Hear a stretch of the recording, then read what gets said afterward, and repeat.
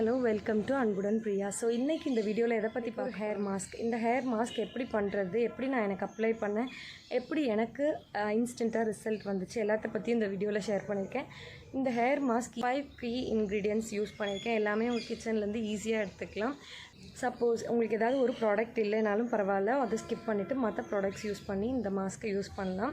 Weekly once use பண்ணணும். Boys and girls 2 பேருமே use பண்ணலாம். இது யூஸ் பண்ணால் என்ன ரிசல்ட்ஸ் கிடைக்குன்னா, ஃப்ரிஸினஸே இருக்காது.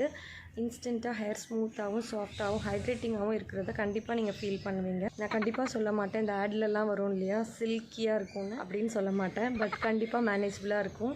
கண்டிப்பாக நீங்கள் இது ட்ரை பண்ணுங்கள். உங்களுக்கு இந்த DIY ஹேர் மாஸ்க்கை எப்படி பண்ணுறதுன்னு நம்ம வீடியோவில் பார்க்கலாம் வாங்க.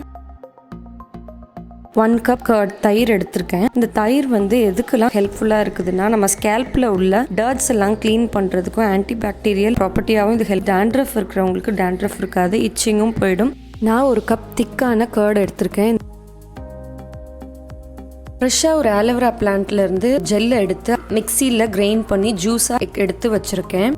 ஆலோவேராவை பற்றி ஒரு வீடியோவும் நான் பண்ணியிருக்கேன். அது ஐ கார்டில் மேலே கொடுக்குறேன், செக் பண்ணி பாருங்கள்.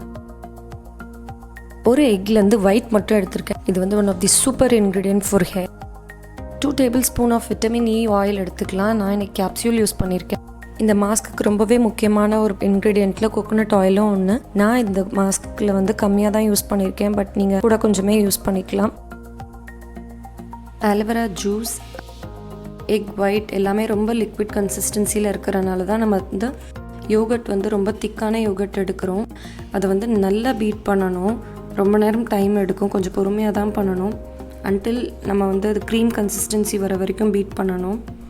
அப்போ தான் ஹேரில் அப்ளை பண்ணும்போது ஒரு க்ரீம் மாதிரி இருக்கும், இல்லைன்னா அது வாட்ரியாக ஆயிரும். ஸோ கோகோனட் ஆயில் அப்புறம் விட்டமின் இ ஆயில் ரெண்டையுமே யூஸ் பண்ணிவிட்டு நல்லா பீட் பண்ணி அதை க்ரீம் கன்சிஸ்டன்சி கொண்டுட்டு வருவேன். நீங்கள் பாருங்கள்,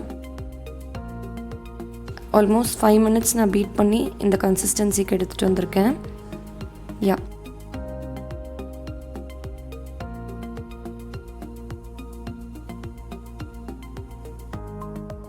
இந்த மாஸ்க்கை ஸ்கேல்ப் ஃபுல்லாக அப்ளை பண்ணணும். அதே மாதிரி லெங்த் ஆஃப் தி ஹேர், உங்கள் ஹேர் ஃபுல்லாக அப்ளை பண்ணணும். கீழே டிப் வரைக்கும் அப்ளை பண்ணணும்.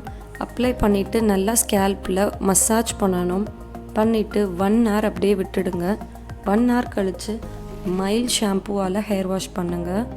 நல்லா ஸ்கேல்பில் கான்சென்ட்ரேட் பண்ணி பண்ணுங்கள்.